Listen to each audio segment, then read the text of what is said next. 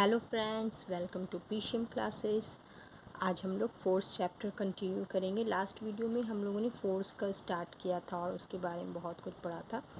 अगर आप लोगों ने उस वीडियो को नहीं देखा है तो प्लीज़ मेरे पहले वाले वीडियो को ज़रूर देखिएगा। तो उसी चैप्टर को कंटिन्यू करते हुए आज हम लोग पढ़ेंगे फोर्स। तो फोर्स में हम लोगों ने क्या देखा था? फोर्स में हम लोगों ने देखा था यहाँ कि फोर्स टू टाइप्स के फोर्स। जब हम रोटेशन स्टार्ट करते हैं, रोटेशन करते हैं तो इस दो डायरेक्शन में इसका रोटेशन होता है। तो डायरेक्शन ऑफ रोटेशन क्या होगा हम लोगों का? वो डायरेक्शन ऑफ रोटेशन दो चीज़ों पर डिपेंड करता है। फर्स्ट तो डिपेंड करता है कि फोर्स किस डायरेक्शन में लग रहा है। ठीक है, ये डिपेंड करता है कि फोर्स किस डायरेक्शन में लग रहा है। तो यहाँ हम लोगों को याद रखना है डायरेक्शन ऑफ फोर्स। ये क्या है? डायरेक्शन ऑफ फोर्स पे डिपेंड करता है। दूसरा किस पे डिपेंड करता है? Point of application of the force. अब ये point of application of the force क्या है? तो इन दो चीज़ों पे डायरेक्शन डिपेंड करेगा, ताकि वो एंटी क्लॉकवाइज हो रहा है या क्लॉकवाइज हो रहा है। तो सबसे पहले हम लोग देखते हैं डायरेक्शन ऑफ द फोर्स में क्या है। The by changing the point of the application of the force. जैसे देखिए यहाँ पर दो इस तरह से डिस्क दिया हुआ है, दो डिस्क है। इसमें कहाँ फोर्स लग रहा है? नीचे की तरफ फोर्स लग रहा है। अगर हम लोग इस डिस्क को, ये जो कि ये बीच से पाइवोटेड है, इसको नीचे से हम लोग फोर्स लगाएंगे तो ये कहाँ घूमेगा? ये ऐसे करके घूमेगा इस डायरेक्शन में। ये ऐसे ऐसे घूमने लगेगा, मतलब यहाँ से ऊपर जाके ऐसे घूमने लगेगा। लेकिन यही अगर फोर्स का हम लोग डायरेक्शन चेंज कर दिए, अब नीचे जो फोर्स लगा रहे थे अब हम उसकी जगह ऊपर फोर्स लगाएंगे। तो ऊपर फोर्स लगाएंगे तो क्या होगा? ये नीचे के डायरेक्शन में इस तरह से घूमने लगेगा, क्योंकि ये पाइवोटेड है यहाँ पर।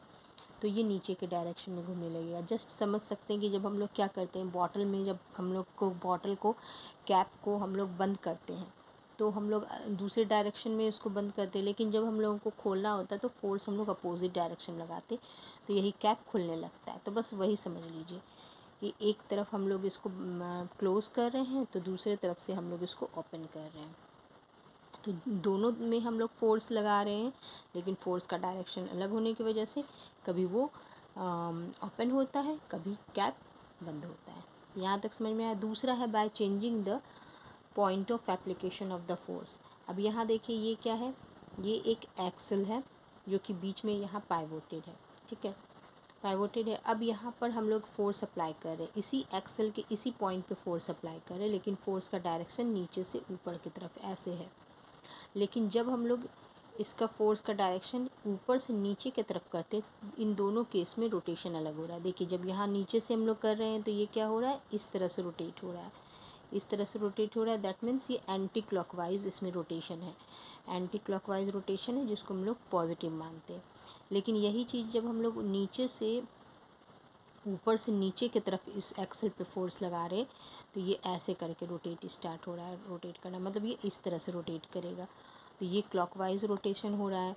क्लॉकवाइज रोटेशन हो रहा है, इसमें एंटी क्लॉकवाइज हो रहा है। तो हम लोगों ने फोर्स को चेंज नहीं किया, बस फोर्स के पॉइंट ऑफ एप्लीकेशन को यहाँ नीचे से, और यही फोर्स को हम लोग पलट दिए तो ऊपर से होने लगा। तो इसका मतलब डायरेक्शन ऑफ रोटेशन किस किस चीज़ों पे डिपेंड कर रहा है? डायरेक्शन जो रोटेशन क्लॉकवाइज होगा या एंटी क्लॉकवाइज, वो डिपेंड कर रहा है डायरेक्शन के फोर्स किस पॉइंट पे, on the direction of the force, और दूसरा point of application of the force. ठीक है, ये क्लियर हो गया। अब हम लोग चलते हैं इसके नेक्स्ट पॉइंट पे। क्या है? अब दूसरा पॉइंट है हम लोगों का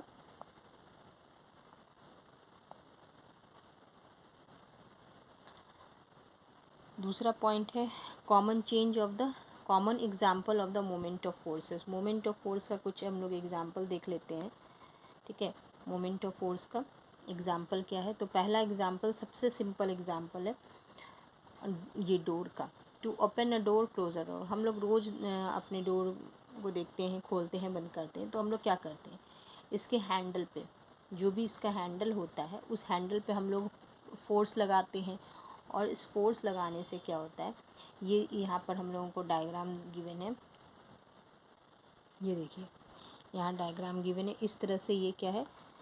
डोर है जो कि किसी फ्रेम से लगा रहता है, और यहाँ पर इस डोर का, ये डोर है और यहाँ इस डोर का हिंज है।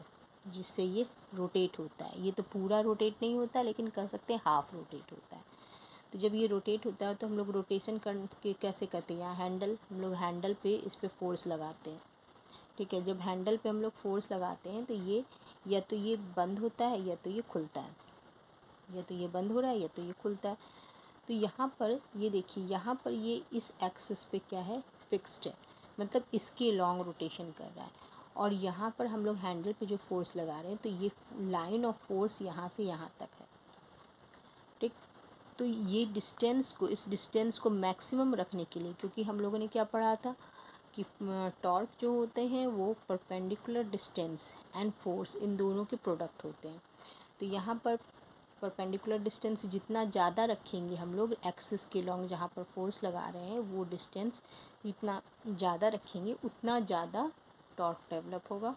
और उस तरह से उस केस में क्या होगा, मैक्सिमम डिस्टेंस हम लोग अगर रखते हैं, मैक्सिमम डिस्टेंस परपेंडिकुलर डिस्टेंस रखेंगे तो हम लोगों को मिनिमम फोर्स लगाना होगा। ठीक है, फोर्स क्या होगा, कम लगाना होगा। तो कम ही फोर्स में हम लोग क्या कर रहे हैं, डोर को खोल बंद कर सकते हैं। ठीक है, ये हो गया फर्स्ट। इसमें ये बताया जा रहा है कि अगर यही हैंडल को अगर हम लोग क्यू पॉइंट पे रख दें, क्यू पॉइंट पे रख देंगे तो क्या होगा उससे, इसी हैंडल को अगर हम लोग क्यू पॉइंट पे रख देते हैं तो इस केस में लाइन ऑफ फोर्स ये क्यू आर हो जाएगा। और यहाँ पर अगर हैंडल लगा रहेगा तो हम लोगों को डोर को खोलने बंद करने में ज़्यादा से ज़्यादा फोर्स अप्लाई करना होगा। तो ये है फर्स्ट एग्जांपल। दूसरा है एग्जांपल इसमें दिया हुआ है ये मूवेबल, ये सर्कुलर स्टोन वाला। अब तो ये सर्कुलर स्टोन किसी ने, मुझे नहीं लगता है कि देखा होगा, बट ये सर्कुलर स्टोन होता कैसे है, तो ये देखिए ये होता कैसे है। इसमें एक्चुअली क्या होता है ना, ये दो स्टोन लगे रहते हैं इस तरह से, दो स्टोन होते हैं ये ऐसे, और इसके नीचे एक और स्टोन होता है। एक स्टोन के ऊपर दूसरा स्टोन इस तरह से रखा रहता है और बीच में इसमें होल होते हैं। ठीक है, और इस होल से एक हैंडल लगा रहता है। इस ऊपर वाले स्टोन को इस तरह से हैंडल बना होता है जिससे को पकड़ के इस ऊपर वाले स्टोन को घुमाया जाता है और इस होल के अंदर ग्रेन्स डाला जाता है, जिससे कि जब इसको रोटेट किया जाए तो ये ग्रेन आसानी से ग्राइंड हो सके। तो जब ये रोटेट होता है तो इसका एक्सिस कहाँ है, बीच में है एक्सिस, और ये इस तरह से चारों तरफ इसको हाथ से घुमाया जाता है। तो जब इसको चारों तरफ हाथ से घुमाया जाता है तो इस एक्सिस के लॉन्ग ये क्या कर रहा है, रोटेशन कर रहा है। तो इस केस में इसमें कम फोर्स अप्लाई करने के लिए इस हैंडल को थोड़ा बड़ा बनाया जाता है। जैसे डोर का हैंडल दूर में डालते हैं, उसी तरह इसका हैंडल अगर हम लोग बड़ा बनाते हैं, मतलब इसके रिम के साइज का बनाते हैं यहाँ से यहाँ तक का, तो इस हैंडल को घुमाने में हम लोगों को कम से कम फोर्स लगाना पड़ता है और आसानी से ये मूव कर जाता है। ठीक है, तो ये दूसरा एग्जाम्पल हो गया सर्कुलर स्टोन वाला।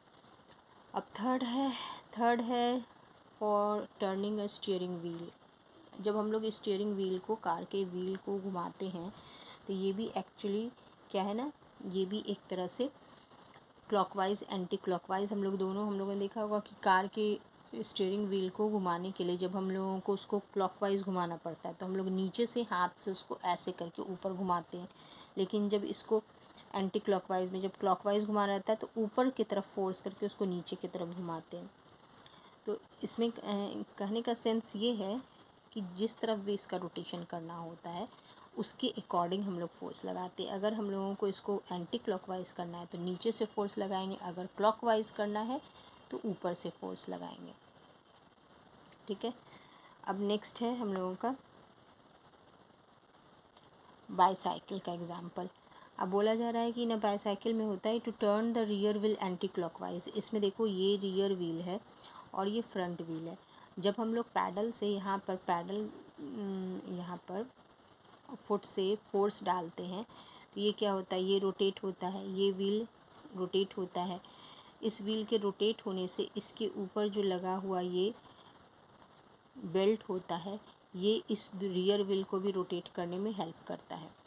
तो इस पैडल का ये जो हम देख रहे हैं, ये फुट पैडल का ये डिस्टेंस जितना हम लोग ज़्यादा रखेंगे उतना ज़्यादा आसानी होता है इस व्हील को रोटेट कराने में। और इस व्हील के जब रोटेट होगा तभी ये बेल्ट जो इसके ऊपर जो ये बेल्ट है ये रोटेट होगा, और उसके बेल्ट के रोटेट होने से ये रियर व्हील भी रोटेट होगा, जिससे कि बाईसाइकिल आगे की ओर बढ़ेगी।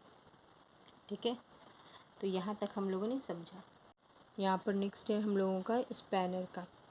ठीक है, तो स्पैनर क्या होता है? स्पैनर यूज टू टाइटन और लूजन अ नट। स्पैनर से हम लोग क्या करते हैं? स्पैनर से हम लोग किसी नट को लूज़ करते हैं या टाइट करते हैं। इस तरह का स्पैनर होता है, जिस किसी भी नट को हम लोगों को टाइट करना है तो उसका एक इस तरह से हैंडल बना होता है, और इस पे हम लोग फोर्स लगा करके इसको रोटेट कराते हैं। ठीक है, इसको रोटेट कराने से या तो ये टाइट हो जाता है या तो लूज़ होता है। अब यहाँ पर है कि इस नट को हम लोग को अगर ओपन करना या क्लोज़ करना है तो इसके हैंडल पे फोर्स लगाना है। दैट मीन्स यहाँ पर जो हम लोग फोर्स लगा रहे हैं इसका लाइन ऑफ फोर्स क्या है? यहाँ से यहाँ तक है, इस एक्सिस के यहाँ से यहाँ तक है। तो लाइन ऑफ फोर्स जितना ज़्यादा बड़ा होगा उससे क्या होता है कि हम लोगों को कम से कम फोर्स अप्लाई करना होता है। यही रीज़न है कि स्पैनर के हैंडल जो होते हैं ना वो लॉन्ग रखे जाते हैं। ठीक है, अब जैक स्क्रू का है। जैक स्क्रू क्या होता है? जैक स्क्रू होता है किसी भी हैवी चीज़ को ऊपर उठा करके सपोर्ट दे करके रखा जाता है, ताकि जैसे किसी भी जैक स्क्रू का यूज़ होता है हैवी लोड को ऊपर उठाना। अब अगर इसके लॉन्ग आर्म होंगे तो क्या होता है? लॉन्ग आर्म होने से इस जैक स्क्रू जो होते हैं ना वो उसको कम से कम एफर्ट लगाना पड़ता है, so that less effort is needed to rotate it so as to raise और lower the load table. Load table को ऊपर या नीचे करना है तो लोड टेबल को ऊपर नीचे करने में ये क्या करता है? कम से कम फोर्स लगाता है। तो यहाँ पर हम लोगों ने इतने सारे एग्जाम्पल में क्या देखा? इतने सारे एग्जाम्पल में हम लोग देखा from the above example we concluded that turning of a body, किसी बॉडी का टर्निंग जो होता है वो किसी बॉडी का टर्निंग वो depends on the perpendicular distance of the line of the action of the applied force. मतलब वो उस फोर्स के लाइन ऑफ एक्शन के जो परपेंडिकुलर डिस्टेंस के पे डिपेंड करता है। एंड जितना ज़्यादा परपेंडिकुलर डिस्टेंस होता है उतना कम से कम फोर्स का रिक्वायरमेंट होता है, ताकि हम सेम टर्निंग इफ़ेक्ट प्रोड्यूस कर सकें, सेम टर्निंग इफ़ेक्ट प्रोड्यूस किया जा सके। ठीक है, तो मतलब कम टर्निंग इफ़ेक्ट करना है तो ज़्यादा लाइन ऑफ जो परपेंडिकुलर डिस्टेंस है वो फोर्स का वो बढ़ा दिया जाए। अब कपल क्या होता है? तो कपल क्या है? A single force alone does not cause rotation. अब क्या होता है? एक फोर्स जो है कभी भी रोटेशन नहीं कर सकती है। एक फोर्स रोटेशन नहीं करती है, क्योंकि रोटेशन करने के लिए हम लोग को क्या चाहिए? अगर ये मान लो कोई रॉड है, इसको हमको रोटेट करना है तो एक फोर्स हमको ऊपर की तरफ लगाना होगा, एक फोर्स नीचे की तरफ लगाना होगा। अगर ये रॉड मान लेते बीच में पाइवोटेड है किसी पॉइंट पे, तो एक फोर्स नीचे ऊपर की तरफ लग रहा है, एक फोर्स नीचे की तरफ लगेगा, तभी ये क्या होगा? रोटेट होना स्टार्ट होगा। ये इसको इधर रोटेट करना चाहेगा, ये इसको इधर, और इस तरह से ये रोटेटरी मोशन शो करेगा। ठीक है, अब यहाँ पर है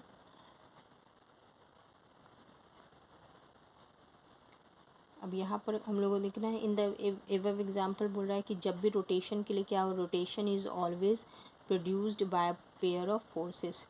रोटेशन हमेशा क्या प्रोड्यूस होता है? Rotation always produce by pair of forces.